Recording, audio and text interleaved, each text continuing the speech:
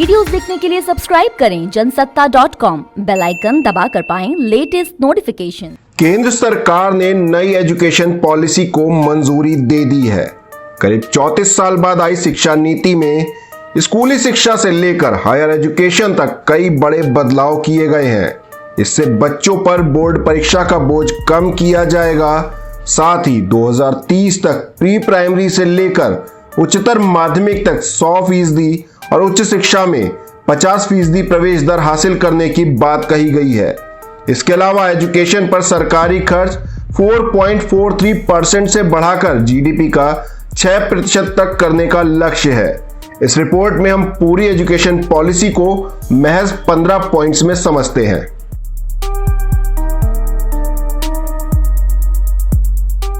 अब स्कूल के पहले 5 साल में प्री प्राइमरी स्कूल के 3 साल और कक्षा 1 व कक्षा 2 सहित फाउंडेशन स्टेज शामिल होंगी। इन 5 सालों की पढ़ाई के लिए एक नया सिलेबस तैयार होगा। अगले 3 साल की स्टेज कक्षा 3 से 5 तक की होगी। इसके बाद 3 साल की मिडिल स्टेज आएगी, यानी कक्षा 6 से 8 तक की स्टेज। अब छठी से बच्चे को प्रोफेशनल और स्किल एजुकेशन दी जाएगी। स्थानीय स्तर पर इंटर्नशिप भी कराई जाएगी। चौथी स्टेज 4 साल की होगी, जिसमें 9 से 12वीं तक की क्लासेस कवर होंगी। इसमें छात्रों को पसंदीदा सब्जेक्ट चुनने की आजादी रहेगी। वो साइंस या गणित के साथ फैशन डिजाइनिंग भी पढ़ सकेंगे। पहले कक्षा 1 से 10 तक सामान्य पढ़ाई होती थी, कक्षा 11 से विषय चुन सकते थे।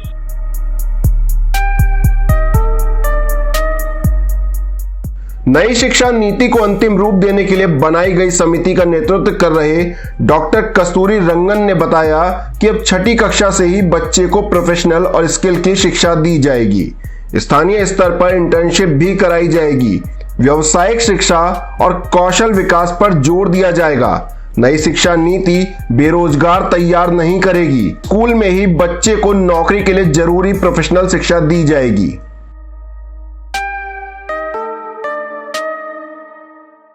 10वीं और 12वीं की बोर्ड परीक्षाओं में भी बड़े बदलाव किए जाएंगे। बोर्ड परीक्षाओं के महत्व को कम किया जाएगा। कई अहम सुझाव भी दिए गए हैं, जैसे साल में 2 बार परीक्षाएं कराना, इन्हें 2 हिस्सों ऑब्जेक्टिव और नरेटिव कैटेगरी में डिवाइड करना आदि। बोर्ड परीक्षा में ज्यादा जोर नॉलेज टेस्ट पर होगा, जिससे छात्रों में रटने की आदत खत्म हो। बता दें कि बोर्ड परीक्षाओं को लेकर छात्र हमेशा दबाव में रहते हैं और ज्यादा नंबर लाने के चक्कर में कोचिंग पर निर्भर हो जाते हैं, लेकिन भविष्य में उन्हें इससे मुक्ति मिल सकती है।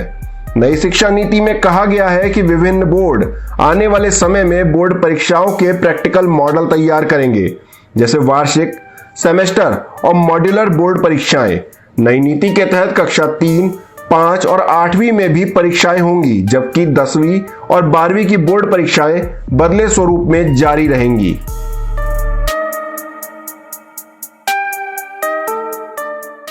नई शिक्षा नीति में 5वीं तक और उसके बाद 8वीं तक मातृभाषा में ही एजुकेशन दी जाएगी।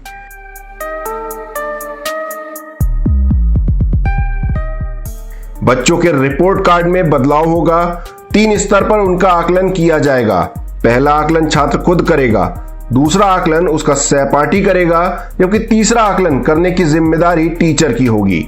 इसके अलावा नेशनल असेसमेंट सेंटर परख बनाया जाएगा, जो बच्चों के सीखने की क्षमता का समय समय पर परीक्षण करेगा। 100% नामांकन के जरिए पढ़ाई छोड़ चुके करीब 2 करोड़ बच्चों को फिर से दाखिला दिलाया जाएगा।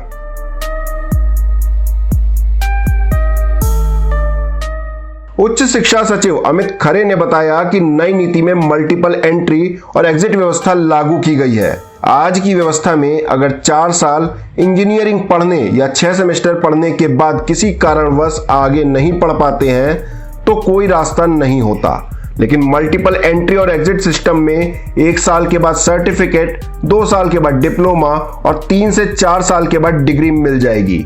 ये छात्रों के हित में एक बड़ा फैसला है।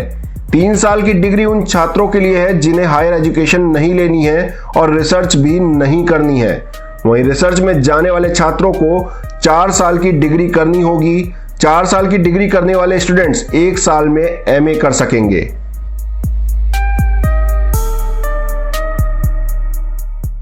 देश में नई शिक्षा नीति लागू होने के बाद अब छात्रों को एमफिल नहीं करना होगा।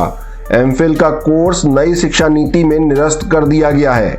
नई शिक्षा नीति लागू होने के बाद अब छात्र ग्रेजुएशन, पोस्ट ग्रेजुएशन और उसके बाद सीधे पीएचडी करेंगे। 4 साल का ग्रेजुएशन डिग्री प्रोग्राम, फिर एमए और उसके बाद बिना एमफिल के सीधे पीएचडी कर सकते हैं।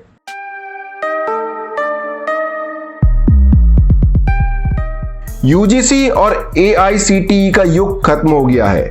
उच्च शिक्षा सचिव अमित खरे ने बताया कि उच्च शिक्षा में यूजीसी, एआईसीटीई, एनसीटीई की जगह एक रेगुलेटरी बोर्ड होगा। कॉलेजों को ग्रेडेड ऑटोनॉमी देकर 15 साल में विश्वविद्यालयों से संबद्धता की प्रक्रिया को पूरी तरह खत्म कर दिया जाएगा।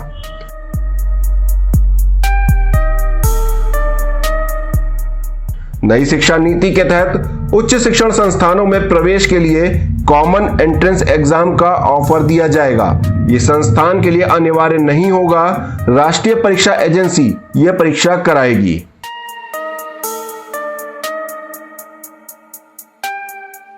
स्कूल शिक्षा सचिव अनीता करवाल ने बताया कि स्कूल शिक्षा और उच्च शिक्षा में 10-10 बड़े सुधारों पर मोहर लगाई गई है।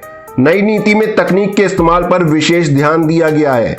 प्री प्राइमरी शिक्षा के लिए स्पेशल सिलेबस तैयार किया जाएगा। इसके तहत 3 से 6 साल तक की आयु के बच्चे आएंगे। 2025 तक कक्षा 3 तक के छात्रों को मूलभूत साक्षरता और अंक ज्ञान सुनिश्चित किया जाएगा। मिडिल कक्षाओं की पढ़ाई पूरी तरह बदल जाएगी। कक्षा 6 से 8 के बीच विषयों की पढ़ाई होगी।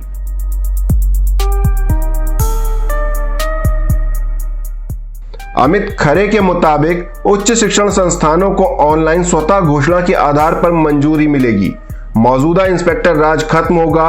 अभी केंद्रीय विश्वविद्यालय, राज्य विश्वविद्यालय, डीम्ड विश्वविद्यालय और प्राइवेट विश्वविद्यालय के लिए अलग अलग नियम हैं। भविष्य में सभी नियम एक समान बनाए जाएंगे। फीस पर नियंत्रण के लिए भी एक तंत्र तैयार किया जाएगा।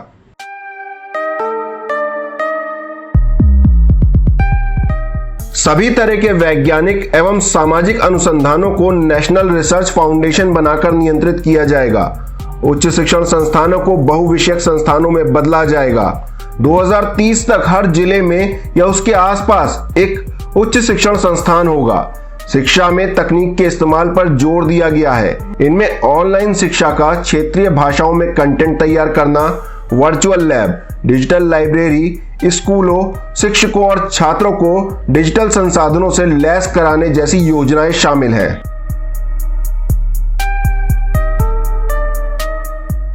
स्कूली शिक्षा, उच्च शिक्षा के साथ कृषि शिक्षा, कानूनी शिक्षा, चिकित्सा शिक्षा और तकनीकी शिक्षा जैसी व्यावसायिक शिक्षा भी नई शिक्षा नीति के दायरे में होंगी।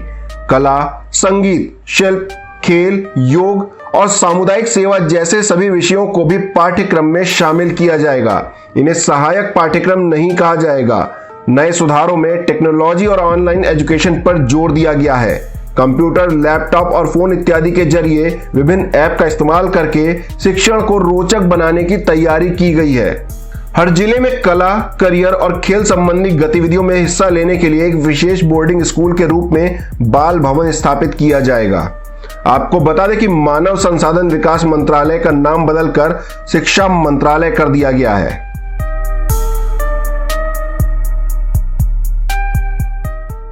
विद्यार्थियों को स्कूल के सभी स्तरों और उच्च शिक्षा में संस्कृत को एक विकल्प के रूप में चुनने का अवसर दिया जाएगा। त्रिभाषा फॉर्मूला में भी यह विकल्प शामिल होगा। इसके मुताबिक किसी भी विद्यार्थी पर कोई भी भाषा थोपी नहीं जाएगी। भारत की अन्य पारंपरिक भाषाएं और साहित्य भी विकल्प के रूप में उपलब्ध रहेंगे। विद्यार्थियों को एक भारत श्रेष्ठ भारत पहल के तहत 6 से 8 ग्रेड के दौरान किसी भी समय भारत की भाषाओं पर एक आनंददायक परियोजना गतिविधि में हिस्सा लेना होगा। कोरियाई, थाई, फ्रेंच, जर्मन, स्पेनिश, पुर्तगाली और रूसी भाषाओं को माध्यमिक स्तर पर पेश किया जाएगा।